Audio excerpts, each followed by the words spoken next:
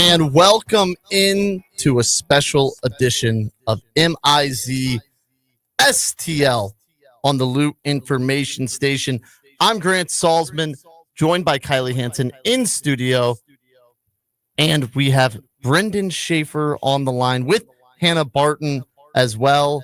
How's everyone doing today? I'm doing well, Grant. This is a party. We got a lot of people here. Oh, we hear Brendan. That's a win. That's a win. Hannah as well. So we have everyone here. That was my worry. We got everyone on. And we have Missouri football tomorrow, guys. Yes, we do, Grant. That is true. Mizzou taking on Central Arkansas, starting off the season. And then later this weekend, SEC football on the way with some marquee games across the conference. So a lot to get to today. Excited to really be able to get into football season here. I feel the same way. Hannah, how are you feeling on the advent of the football season? I'm ready. I'm not just ready for Mizzou football. I'm ready for SEC football. I'm ready for college football in general. I think, obviously, though, if you're a Mizzou fan, this game just got a whole lot more interesting. And it's definitely exciting to see, going into the first game that you may not know what your quarterback room is going to look like moving forward the rest of the season. Yeah, and I think that yesterday we got a big message from Elijah Drinkowitz, Kylie, with who the starting QB is in this game. In my opinion, it's a message of who the starting QB is in week 2. I agree with you. Bo Pribula will come out there in the first half and start. Sam Horn will start in the second half. So I think that, maybe he's sending out the message that, Bo will probably be out there during Kansas. But I also saw stuff. Was this a fake quarterback battle? Brendan, I actually think I saw you talking about it also. I kind of want to hear what you have to say. I mean, look, you can look at this a number of ways. Sam Horn has been loyal to the program, and so Eli Drinkwitz wanted to give him every opportunity to win this job. For a while, I felt like, okay, this is a little bit of a different circumstance than 2 years ago when Brady Cook was really the incumbent and Sam Horn was sort of the challenger. This time, you didn't really have an incumbent. Between Pribula and Sam Horn, neither had ever started a college game before. So really, it seemed as though it could have been a coin flip type of battle for the quarterback position. But I thought if you were going to do that, you wouldn't necessarily, I guess it's now been announced, Drink was on Tiger Talk last night in mid-Missouri and basically acknowledging the Pete Thamel report is accurate, that you're going to play Bo Pribula in the first half, Sam Horn in the second half. And Drink said he's done it before where he's gone, a couple series for this guy, a couple drives for this guy, and kind of alternated it that way with the first team in the first half, but said he didn't like doing that. I don't really know what the reason would be to not prefer that if you genuinely want to give both guys an opportunity under similar circumstances, because frankly, against Central Arkansas, the second half should be, a 3-4 score game when Sam Horn is coming in. And we saw that 2 years ago against South Dakota, and the offense inherently couldn't look the same. Sam Horn mostly handed the ball off in that opportunity, and Brady Cook won the job. I think it was sort of tailor-made for Brady to have the job that time. But if this was really a dead heat and an even competition, I know Drinkwitz is still insisting that, this is just the best way that we know how to do it, and it's anybody's race. I flat out don't believe him at this point. I think if you were going to give Sam Horn a real opportunity to win this job, barring the unforeseen, Bo could go out there and throw 3 picks in the first half, and maybe then it's a very different conversation if it's like a tied score at halftime. But otherwise, I just don't really see a realm where this game happens and Sam Horn has a legitimate opportunity to look better. And it's not to say that that's wrong, because I'm cool with Bo being the starter. I said since December when he signed that he would be. I just thought if we were going to do the competition for as long as they did, it is interesting that, one guy's only going to be playing essentially with backups and against backups, it seems, in the second half. Now do you think, Brendan, that maybe with Horn's first appearance, it was 5 for 7. I think he had a touchdown and a pick. Do you think even if Missouri's up 35-0, and I want to hear this from all three of you, let's start with Brendan, Do you think that the playbook will still be open? Do you think they're going to let Horn go out there and sling it with the backups? Or do you think at the end of the day, let's respect Central Arkansas. We don't want to beat them 70-0. Brendan, let's start with you. To me, it's not about respecting Central Arkansas. Like, if you've got something of value that you can be doing as your team in this game, you do it regardless. That being said, I think there's an element of this where you don't run the score up and keep the playbook completely wide open because you don't want to get anybody hurt. I mean, you play Kansas next week. Yeah. So you can do it one of two ways with Sam Horn. You mentioned, okay, you can play with the second stringers. Okay, does that mean a second string offensive line, or is the same line in there? Because you're certainly not going to put Sam Horn at any additional risk if he is genuinely still under consideration to be your QB1. I don't think that would make sense. The other part of it is I just think we saw it 2 years ago with what the score was at halftime, and the fact that, yeah, you can't look at really the numbers from Sam Horn because it was a completely different offense that they ran in completely different game circumstances. Like, at that point, South Dakota knew the game was over too. And if you're really wanting to evaluate under real game circumstances, and I'm not saying it's perfect to go 2 drives for Bo, 2 drives for Sam and see where you are, because that's such a small sample size. But I also think it's risky to keep the first string Missouri team in the game in the second half if it's 28-0. Like, I don't think you should be taking needless risks knowing that the real battle is ahead against Kansas on September the 6th. Now, Hannah, you kind of have the outside perspective of this from a Missouri standpoint with us three, in the Columbia, St. Louis area, all Mizzou alum. What has this quarterback battle, I guess, transpired to be outside of the Mizzou bubble?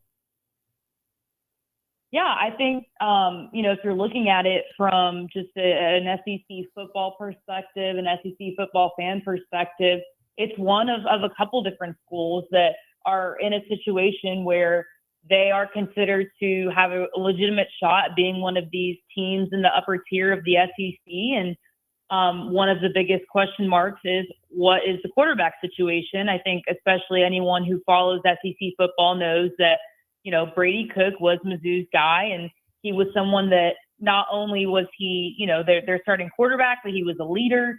And I think you're looking at it, all right, who's going to be the best guy to bring in that's not only going to be able to run this offense that they're wanting to run, but also fill that leadership role and be someone that this team rallies behind. And I think it's a smart decision by Drinkwitz to allow Sam Horn the opportunity to prove himself, because he's a guy that's been there. And I think that's something that can, often go overlooked in an environment like today in the SEC and in college football, where the transfer portal is so frequently used. It's important to have someone that knows your team. However, you also bring in someone that has a lot of talent, Book Radula, and I think that, you want to be able to get all of your use out of him. And it's definitely been interesting to see this battle back and forth. And, it's something that you see at programs all over the country where you kind of have your resident vet guy versus, the talent that you bring in. And I think it's smart the way that he's approaching it. But I agree with Brendan in terms of how they're going to approach this first game, where, you don't want to put any of your starters at risk, especially if you're at a point where, all right, this one's pretty much safe. You're going to win this game. I can see it maybe being, first quarter, we run full-fledged, the offense that we're planning on running, all of our starters, make sure all gears are firing. Second quarter is maybe, we test some guys out that we're trying to see how they're going to do. That is, going to be huge depth people for us. And I think second half, you're going to see a combination of, all right, let's get some reps of these younger guys. Let's give our starters a chance to not get hurt, of course. But then also let's play around with some things that maybe we have introduced during the preseason and during fall camp that we want to see how these things can be executed in a real game environment. Now, Kylie, you've been down to some practices. Mm-hmm. Has there actually been, in your opinion, from what you've seen, any separation in those two? I went to one earlier on, like in camp. So I think it was the first one that we were maybe allowed to go to. Obviously Bo is fast. He can run. I think that there is some worry about if he'll be able to throw. I think that when they go out there against Central Arkansas, I think it's really just going to be a test for Eli Drinkwitz to see genuinely how they are in a game situation. Obviously, it's hard. They came to Lindenwood to get it what it would be like on the road, but nothing is exactly what it's going to be like during a game. there is separation. I am genuinely wondering if it was a true quarterback battle. And it makes me essentially like I have empathy for Sam because he's been there for so long and he knows the team, he knows the program, and he's put in so much effort. And especially now with NIL and revenue sharing, he could be gone. Like, he's not a nobody. Also, he threw the ball to Travis Hunter in high school. Yeah. Like, it's crazy to see how, Bo kind of came in, got the 1.5 million, and then now he's going to go out there against Central Arkansas.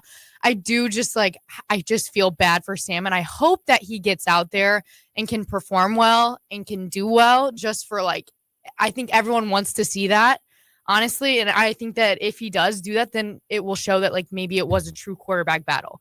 But I am also worried that he may go out there, throw a few picks, do whatever, not, just not bring them to success. And you could see maybe this was a fake quarterback battle and Bo had been it the whole time and they were just maybe trying to scare essentially KU. But also what KU did against Fresno State the other day, they ran all over them. Yeah. So I do think also that Mizzou's going to have to go out there and kind of show them what they've got, because I don't think KU is going to be a very easy game, especially with what we have at quarterback. So my takeaway from it so far is this is exactly how I expected it to be handled. I thought Bo Pribula was the starter coming in. I still believe he'll be the starter. And now him playing first is definitely, I think, a sign that he is the starter. I think that all along, this was a little bit manufactured for multiple reasons. I think Bo's always been a little bit of a step ahead of Horn.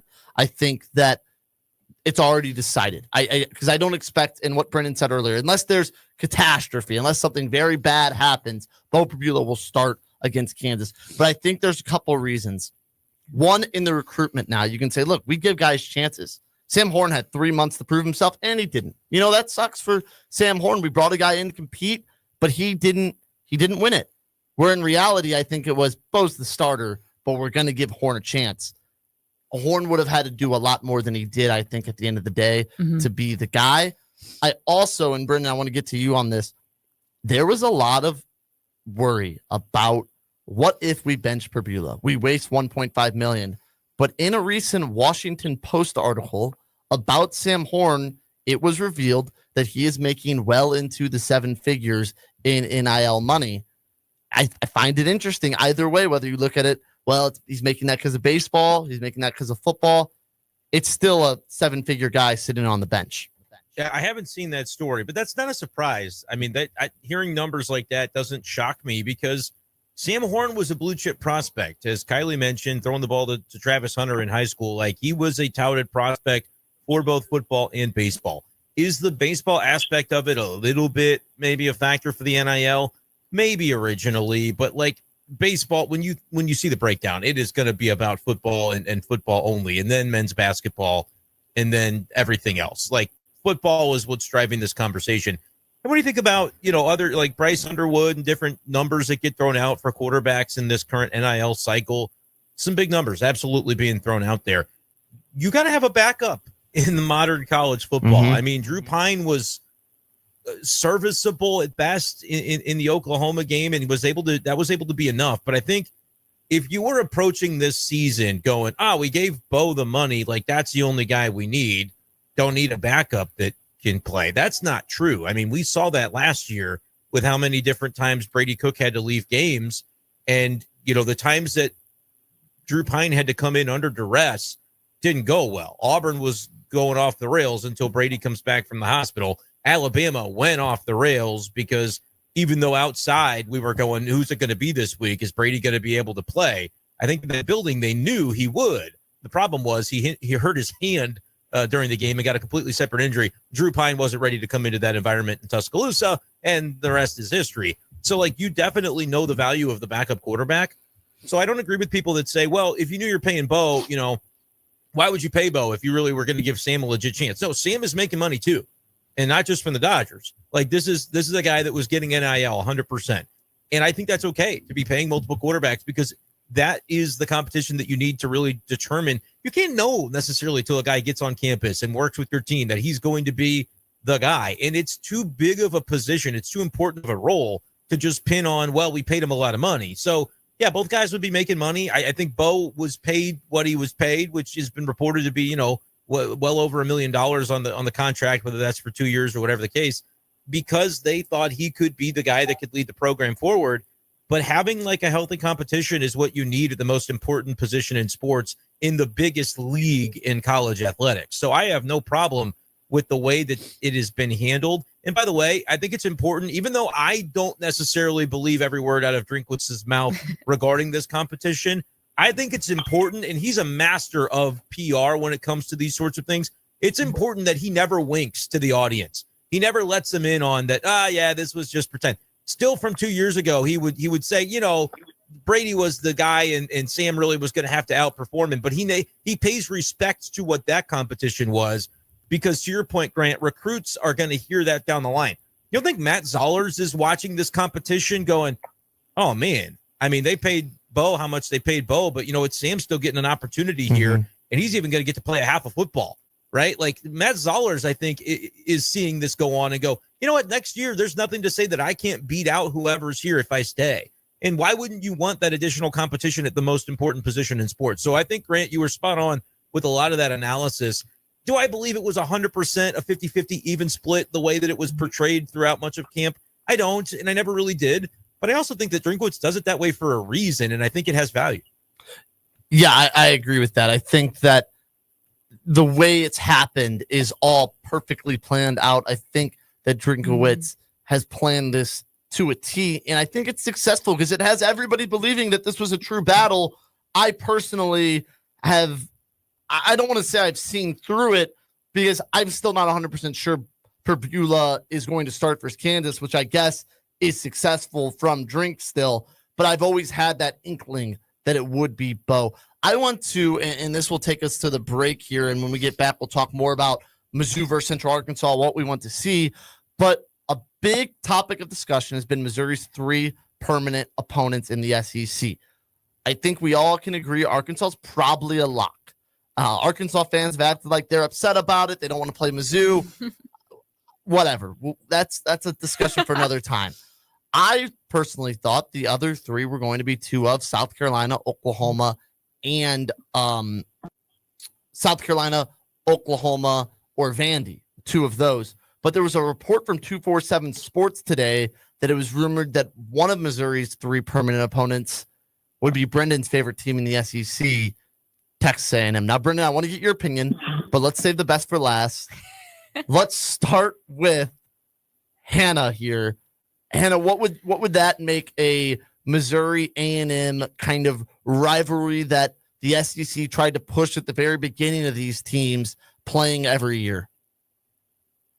I mean, I think it would be. It makes sense at first. I mean, as a South Carolina fan, to me, Mizzou and South Carolina just makes sense. Like that's just been one that they've really been able to create a good narrative out of. I mean, you have the cup for the Battle of the Real Columbia, but I mean, if I'm any team, I don't see any problem with having Texas A&M be one of those regular opponents, because you get the chance to go play in a really fun environment. Well, depending on who you are, obviously a team doesn't want to go into Kyle Field, but it's still a team that has a lot of fans, a lot of pride, huge fan base. From a location standpoint, from the introduction to when these teams join the SEC, it makes sense. And, unfortunately, I think Mizzou being one of those teams that can sometimes be a little bit on the outskirts in terms of location, and also when it joined the conference, it may see that some of these other teams, such as maybe a South Carolina, there's other teams maybe closer in proximity or that have been in the SEC a bit longer that will end up getting South Carolina as those regular opponents in the SEC schedule.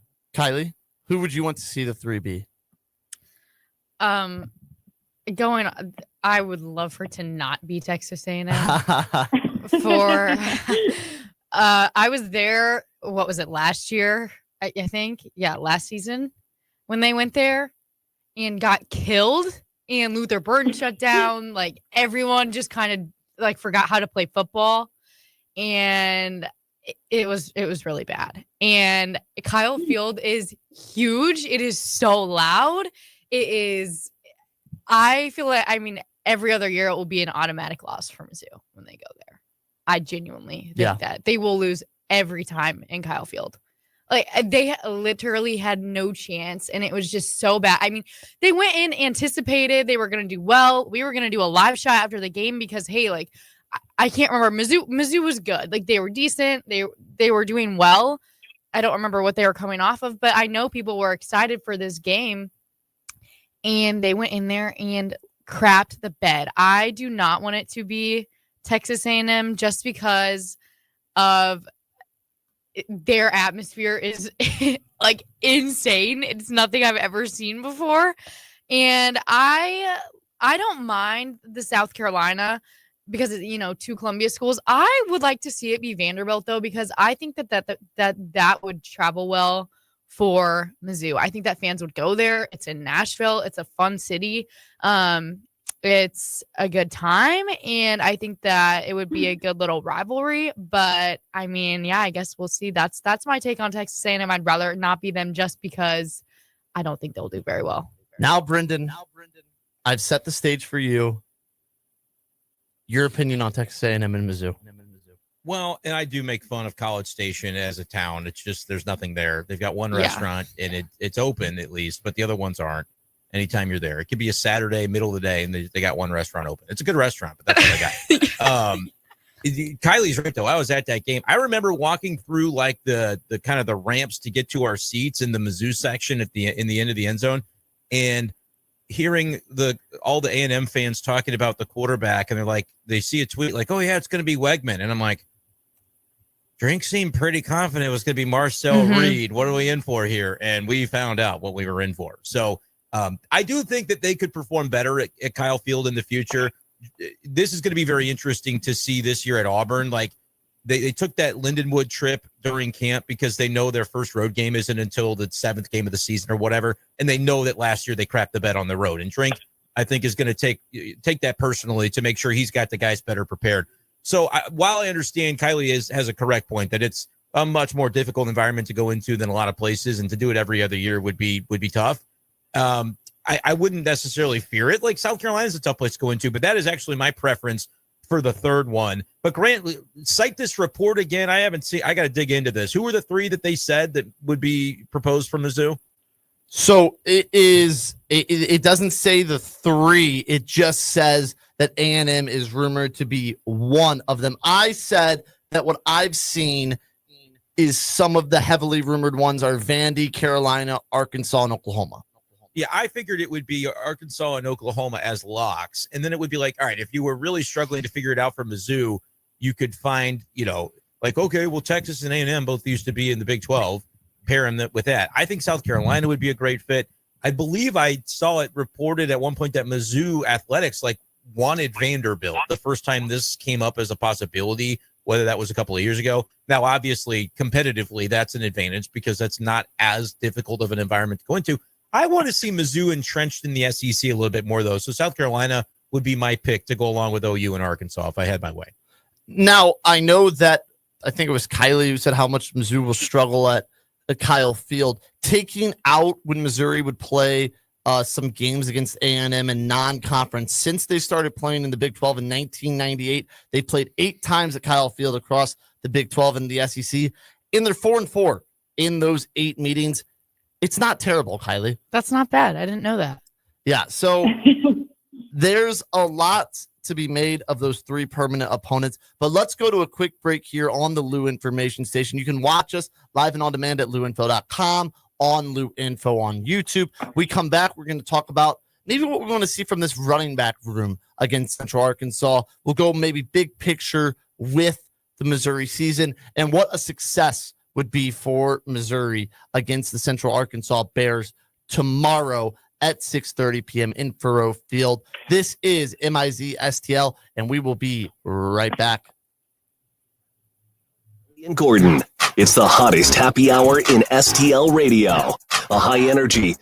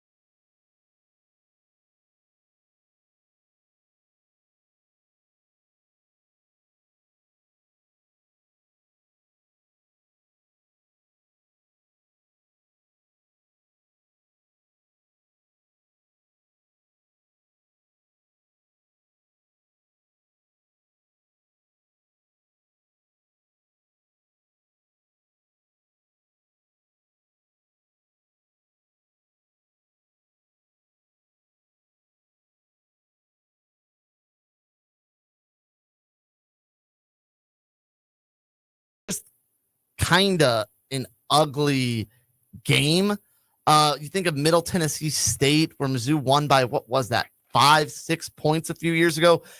Sometimes these bye games, these free wins, Missouri doesn't do themselves much good in the points department for style.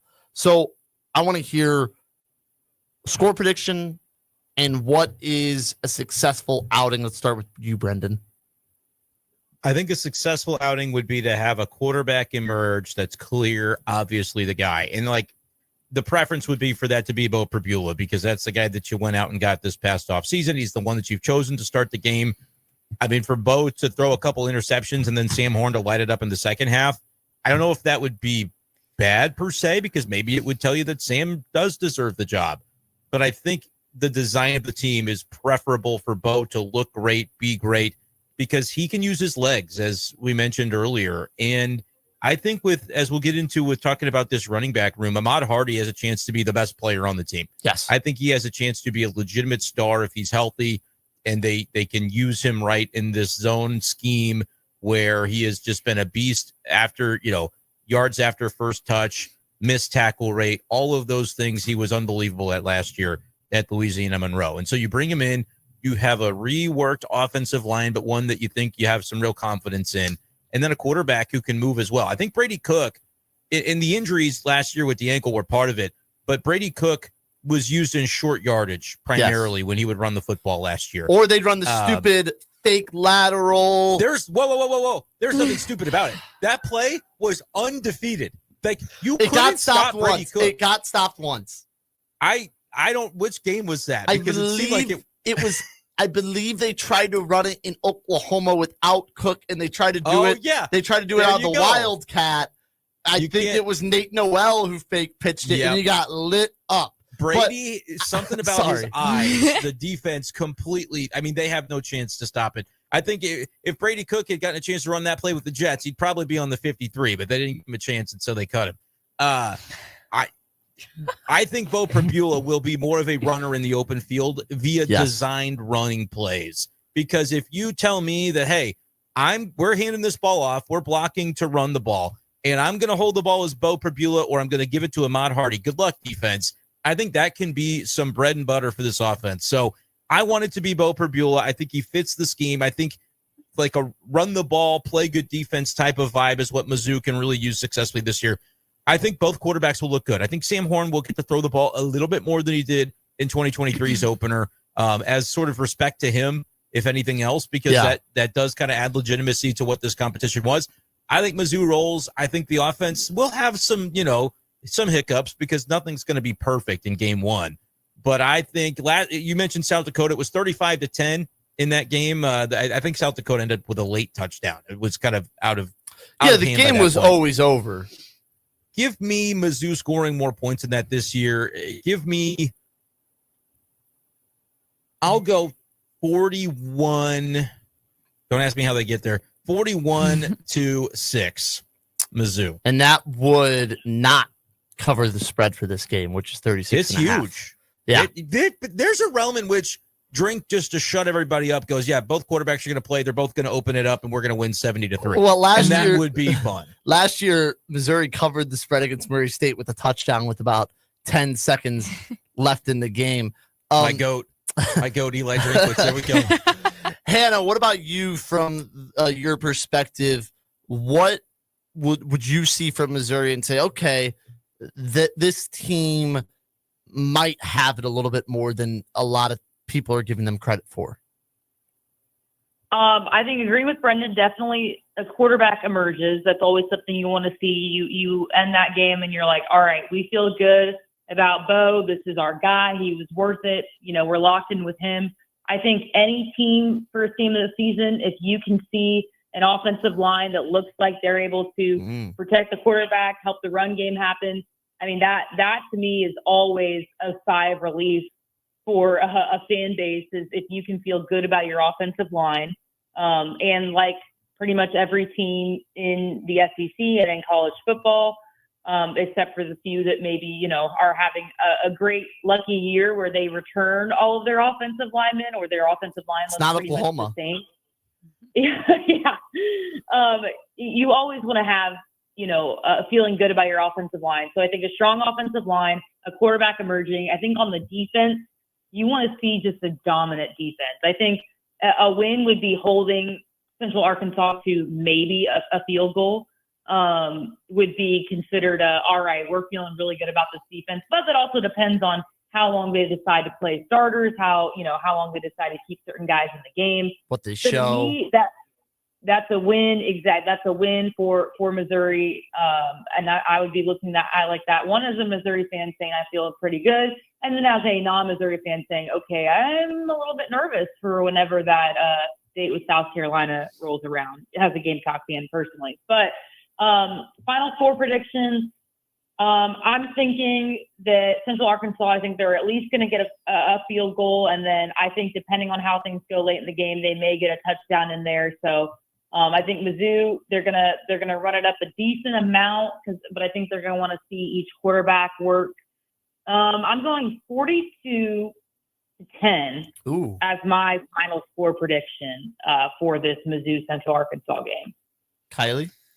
Yeah, I think we all probably have the run game is going to be big for them with Ahmad Hardy, with Bo. They're good on the ground. I think it'll be a fun game to watch. I think success, going into this KU game, having two quarterbacks, it can't happen because like everyone keeps saying, when you have two quarterbacks, you have none. I think that, one of them needs to show that they deserve to be the starter, and that they should start every game. They should start every snap. They should be out there. There shouldn't be people still talking about a quarterback competition after this game. I think that's what success is.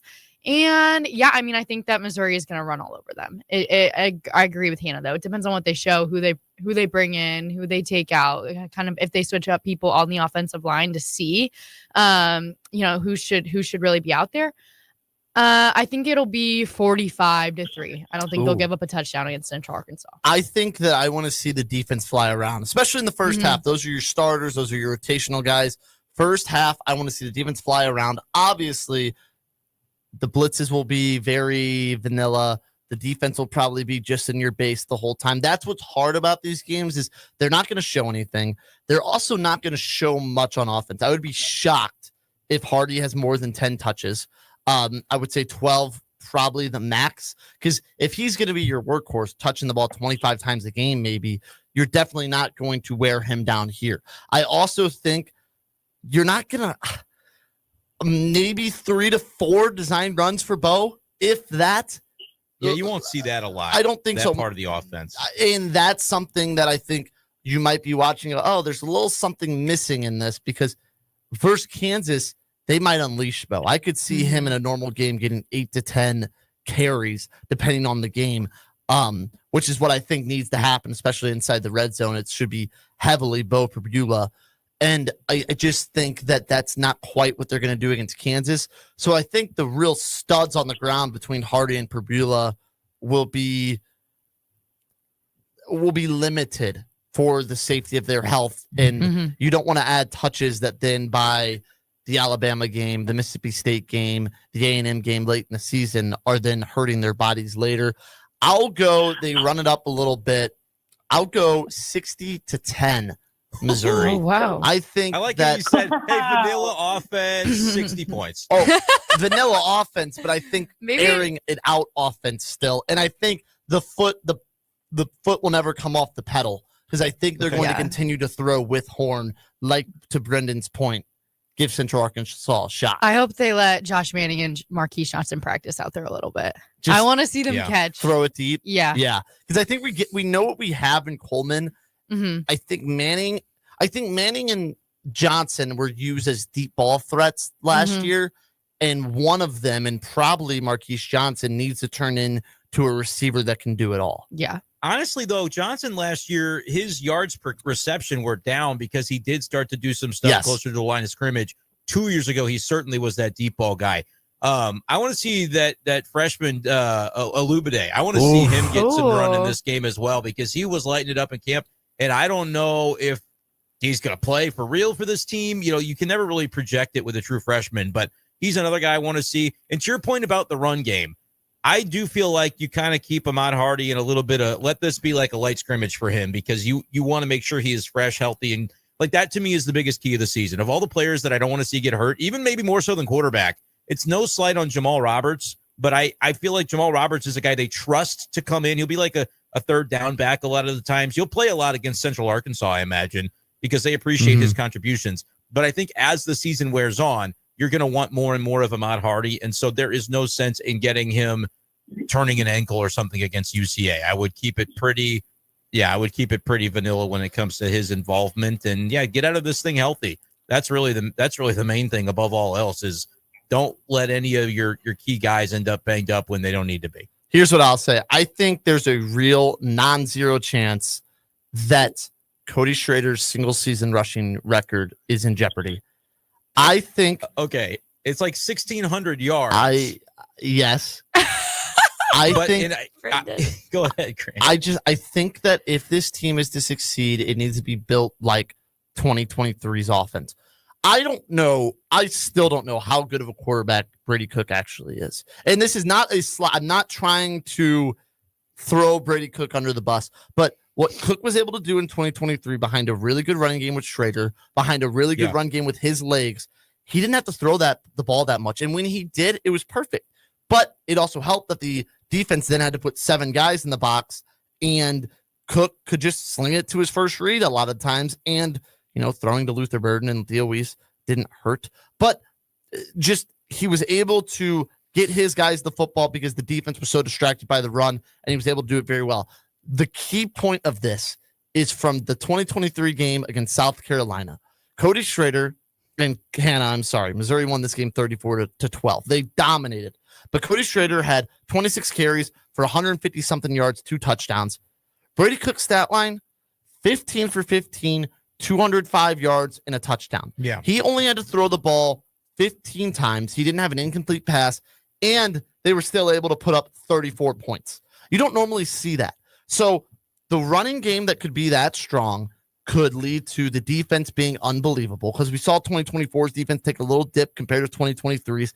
And I think that's because of how strong the run game was in 2023. Defense isn't out there as long. Normally, Missouri was winning. The other teams had to be out there. Their offenses were throwing, trying to come back. The defense was able to key in on things, and they were rested. This year, I expect much more of the same. With a healthy Prbula, he can run a lot. Hardy can run a lot. And Prbula's not going to have to pass that much to succeed, in my opinion, if things fall into place like that. Yeah. I will say this about your prediction of the single season rushing record. I said it's threatened. I'm not saying he's going to break it. I said it could be threatened. Grant, it's okay, bud. I'm not going to make fun of you. It was. I'm actually going to go a step further. Oh, I'm no. going to say that the college football record. Well, I was going to just say Heisman and leave it at that. No, I'll tell you this. When I was last in a jurisdiction of legality, I looked and they didn't have Ahmad Hardy on the list. The $5 was going to be spent. I do have a Bo Prbula Heisman ticket. I did that months ago. But with Hardy, he will break the Cody Schrader record. But it's not really going to be fair because Mizzou's going to be playing so many damn games that it's like it's not going to be in 13 games like when Cody did it. Well, you think about it. You got 12-game season. Cody had 1,627 yards in 13 games. Yeah. Missouri this year has 12 game schedule. Then you go to Atlanta, and then you have the first round of the CFP. Then you have the second round. I mean, it's going to be a lot of games. So inevitably, Hardy is on a per game basis. No, I don't think Hardy will match what Schrader did.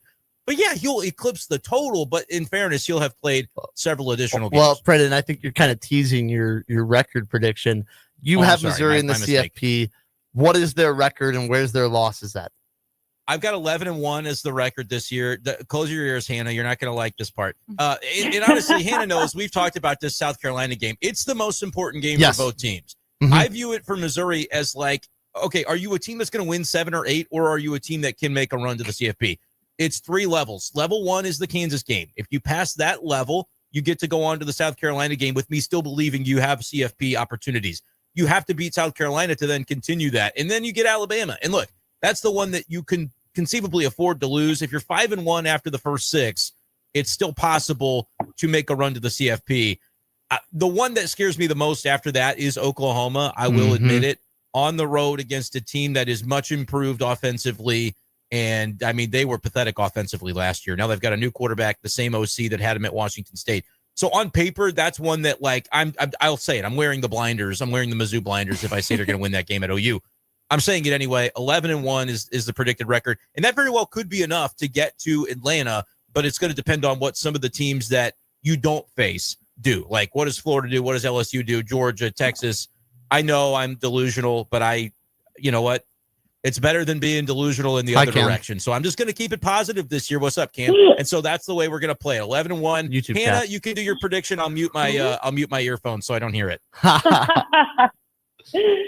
Yeah, I'm toying back and forth between an answer that where Mizzou fans are gonna hate me, or an answer where Mizzou fans are gonna strongly dislike me. We're looking for accuracy, Hannah. Keep it whatever real. You think that is. I mean, I think realistically, what I see for this Mizzou team is going 9-3.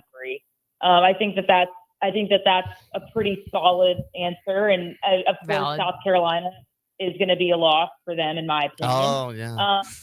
But yeah, I'm going to say Mizzou's going to go 9-3 with a loss to South Carolina. I think the one thing that Mizzou really does, if they can take advantage of it, is their home schedule. Obviously, they need to show better performance on the road than they did last season, but I think their schedule is favorable for them. I see them dropping either Missouri or Arkansas on the road. And, say that again. You said either Missouri or Arkansas on the road. I'm sorry, Oklahoma or Arkansas on the road. Gotcha. And I see, as of now, I see Alabama as a loss, and I see South Carolina as a loss. I think either Alabama or Texas A&M is going to be one that they drop. I see South Carolina being one that they drop, and I see either Oklahoma or Arkansas being one that they drop. That's fair. I don't think they're losing to the Hogs, though. We own them. Kylie. Mm-hmm. Just because it's in Fayetteville. Yeah. That's the only in the end of the season, so you don't know who's going to be beat up. You don't know what's going to be going on. That's so fair. That's the only reason that I because it is in Fayetteville. If it was at Mizzou, I'd have a different prediction, but you never know what the Hogs are going to do at home. No, you don't. And Taylon Green can play, Grant. Don't forget, they do have a quarterback. They do. Kylie, what's yours? That was a deep breath. I don't like. Hannah is being realistic. Honestly, I could see. Thank you, Kylie. Like, And what's I Brendan? get it. I genuinely Is Brendan get it. on the moon? Like, I'm realistic. yeah, Brendan, everyone's point is valid, but like, I could also see them going 9-3. I could see 10-2. I could see the loss to Bama at home, and I could see them losing to Oklahoma. And I think that they'll beat South Carolina at home. I think that they'll beat A&M at home, but I do think that they'll lose to Alabama and they'll lose to Oklahoma. So if you're saying 10-2, that I think is a success, and I think that then leaves you in huge success. I would say a 10-2 SEC team with wins versus South Carolina, against Texas A&M and at Auburn. I would say that probably gets you in to the college football playoffs. Rooster from Birmingham is commenting on the YouTube on the StreamYard. Will this be a weekly show all season? Yes. Every Monday, Wednesday, Friday, we will have some type of Mizzou coverage for you. We are a little short on time here, so I'm going to speed through my prediction. I don't think you win at Oklahoma. I think the important games then are at Auburn, obviously South Carolina, your A&M, and your Bama. If you win 3 of those, I think you're in the playoff. I don't think they do it. I think they go 9-3. I'd be very sad by that. But the 10-2, I think, is right there. They just got to find one.